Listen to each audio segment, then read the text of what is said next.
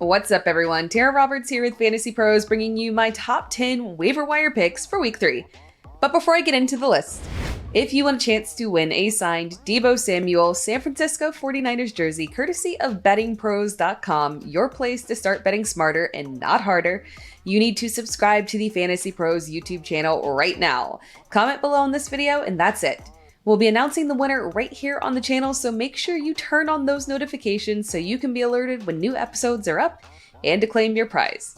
Now let's go ahead and dive right in. Number 10, Matt Breida. I filmed this video on Sunday so that it can be ready for you on Monday, and sometimes that makes it a little bit hard to judge the severity of injuries.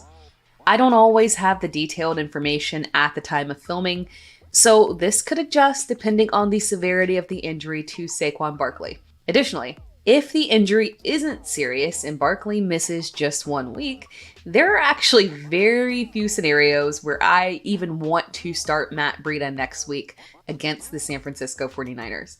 But if Barkley's ankle injury keeps him out multiple games, Breida would be the next man up.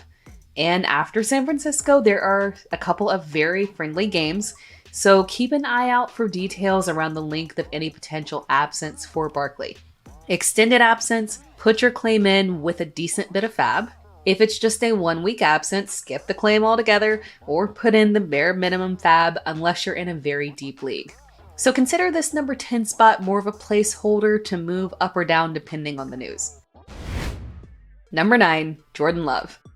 I hesitated to include Jordan Love because the week 3 matchup just isn't ideal. The Packers face New Orleans and their secondary can be pretty stingy when it's healthy, but Jordan Love has given us 2 straight performances of 20 plus fantasy points and a total of 6 passing touchdowns with 0 interceptions. We have to take this seriously. Today wasn't exactly a high volume performance. Love completed 14 of 25 passes for 151 yards and 3 of those aforementioned touchdowns.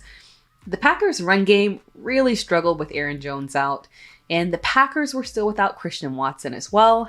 But if this is what Jordan Love is giving us in a poor performance, I'm excited to see what we get when he faces Detroit and Vegas, followed by a bye week, and then Denver, who just gave up a big game to Sam Howell, and then Minnesota. It's an overall pass-friendly schedule, and if you're looking to hold a potential breakout quarterback and you missed out on drafting Anthony Richardson, Love could be your guy. Number 8, Tutu Atwell. If you told me I would have Tutu Atwell on my waiver wire list prior to the start of the season, well, actually no one, absolutely no one would have ever even said that. But here we are. It is week 3 and we have to take Tutu Atwell seriously. Sean McVay has clearly worked wonders with this team in the offseason. Matt Stafford is healthy, and the offense as a whole just looks so much better. And I'm sure Stafford is a big piece of that. Last year, Stafford was injured from the start of the season, but this year, he's looked sharp, healthy, and the Rams pass catchers are seeing all the benefits. Puka Nacua is clearly the wide receiver 1 in this offense with Cooper Kupp out. Despite the difficult matchup with the 49ers, Nacua continued to show his dominance. But Tutu Atwell also had 7 receptions on 9 targets for 77 yards. We just can't ignore that production. Atwell is definitely on a time limit here, so that's why he's further back in the list. I would expect the Rams to continue to feature Nacua even when Kupp returns, and then Atwell would likely slot into the 3rd receiver role. But there's no guarantee Kupp is immediately activated when his time on the pup is over. We don't need to skip over potential points right now just because the role might be reduced in a few weeks. Don't throw a ton of fab at Tutu Atwell, but go ahead and put your claim in. Number 7, Justice Hill. We dove into Justice Hill last week and he is back on the list again. Fantasy managers rushed out to get Gus Edwards and Justice Hill is still under 50% rostered on both Yahoo and ESPN leagues. Touchdowns are ultimately what decides which running back will have the better fantasy week. Last week, it was Hill with 2 touchdowns. This week, it was Edwards with 1 touchdown. But this is straight up a committee, and Hill does have a tiny bit of receiving upside. The touchdowns could flip on a weekly basis. You want to roster one piece of this running back core to have on your bench as a potential weekly flex option. I have moved Hill further back on the list because his yards per carry has been a bit suspect compared to Edwards, so that's something that could kind of tilt the scale in Edwards' favor a little bit more, but you can still put a claim in on Hill. Number 6, Tank Dell. Nico Collins had an absolutely amazing game, but this is a waiver wire list, and the guy that we want to highlight here from this Texans game is Tank Dell. Tank Dell was rumored to have an increase in workload this week, and that rumor was really true. Dell had 7 receptions on a team-high target of 10 for 72 yards and a touchdown. Now, I wouldn't expect this on a weekly basis because as the season goes on, we might discover that you just want to target receiving cores that are specifically playing against the Colts. But to see Dell take this opportunity and really assert himself was fantastic. The Texans will likely play from behind the majority of the season, and they do play in a very pass-friendly division. He might not be an immediate weekly flex option, but he'll be in the conversation as the fantasy season goes on. Number 5, Jayden Reed. We love adding rookies that pop early, and Jayden Reed had himself a day on Sunday with 4 receptions on 8 targets for 37 yards and 2 touchdowns. Reed is towards the back of my list because there are a couple of things to consider here. 1, Christian Watson was out again. And 2, I don't have the numbers as of filming, but it appeared that Romeo Doubs did see a lot of coverage from AJ Terrell, and that would understandably make the Packers veer away from heavily targeting him. But this Packers offense is extremely young, and the fact that Jordan Love is off to this strong of a start speaks volume to the potential upside for this entire group as a whole as the season goes on. Romeo Doubs is technically still just under 50% rostered, so if Doubs is on your waiver wire, I do favor Doubs over Reed for sure. Long term, Doubs is the better bet. But if Doubs is unavailable, you want to have a piece of this young electric Packers offense. Grab Jayden Reed. Number 4, Josh Reynolds. In addition to this waiver wire video, I do a deep waiver wire article that you can find on the FantasyPros website. Josh Reynolds was on my deep waiver wire ad list last week. Reynolds has worked his way up to my main list after a 5 reception, 66-yard, 2 touchdown performance. Reynolds is absolutely the wide receiver 2 in this offense, and that honestly makes him a weekly flex option, with Detroit being one of the most high-powered offenses in the NFL. People seem to be afraid of committing to Reynolds because he's not exactly a guy that profiles for a breakout season. He's a 28-year-old veteran, and Jameson Williams will return after serving his suspension. But realistically, it is very possible that Williams doesn't actually step into the wide receiver 2 role.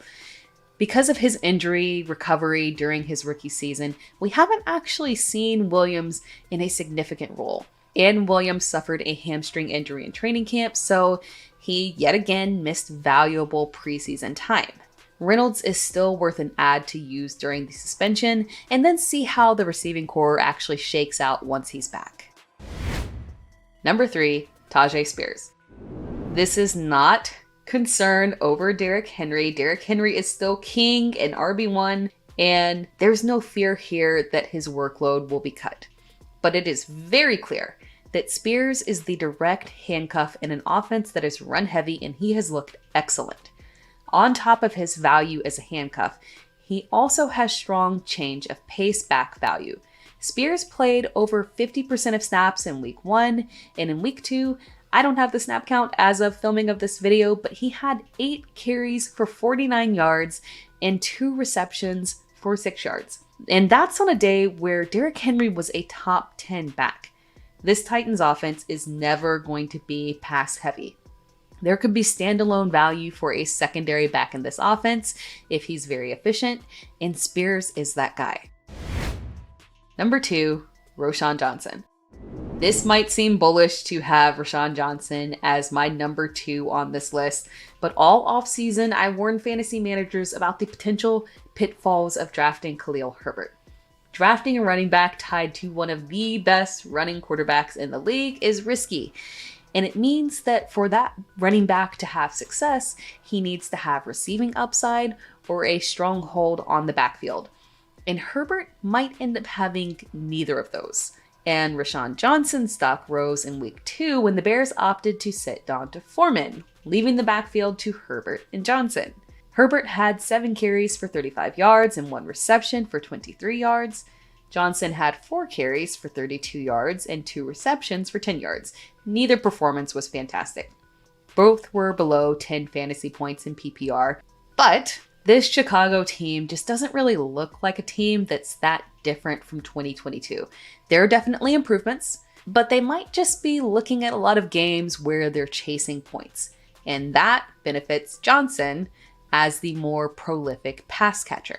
As the season goes on, it's tough to imagine that Johnson completely phases out Herbert, and this will likely continue to be a committee, but Johnson would have the higher value touches and will ultimately have the higher upside. You just want to get ahead on this one and go ahead and grab him. Number 1, Zach Moss. I mentioned that I do a deep waiver wire article earlier in the video, and Zach Moss was on that list last week as well. Remember guys, it is very important to look all over FantasyPros for waiver wire advice because there are so many gems all over the place beyond these top 10 ads. So make sure that you are looking across the FantasyPros website so that you can get ahead of the curve. Zach Moss's performance this week came as no surprise. Deion Jackson led the Colts backfield last week, and led is maybe not the best way to phrase it because his performance was absolutely horrendous. And as a result, Zach Moss immediately stepped into the RB1 role and had a fantastic performance this week. Moss had 18 carries for 88 yards and 1 rushing touchdown, plus 4 receptions for 19 yards. No other Colt running back had a single carry. Until Jonathan Taylor is back, this backfield belongs to Moss. Now don't go spending all your fab in one place. Anthony Richardson has looked incredible, and if the Colts feel like they can be competitive, they might just try to patch things up and keep JT. But until that time comes, Moss is a good placeholder, and at the very least, he is a very fine handcuff if and when JT returns. Thanks for watching this video. Be sure to like the video and subscribe to FantasyPros across all platforms. And remember, if you want a chance to win a signed Deebo Samuel San Francisco 49ers jersey courtesy of bettingpros.com, your place to start betting smarter and not harder, you need to subscribe to the FantasyPros YouTube channel right now. Comment below on this video and that's it. We'll be announcing the winner right here on the channel, so make sure you turn on those notifications so you can be alerted when new episodes are up and to claim your prize.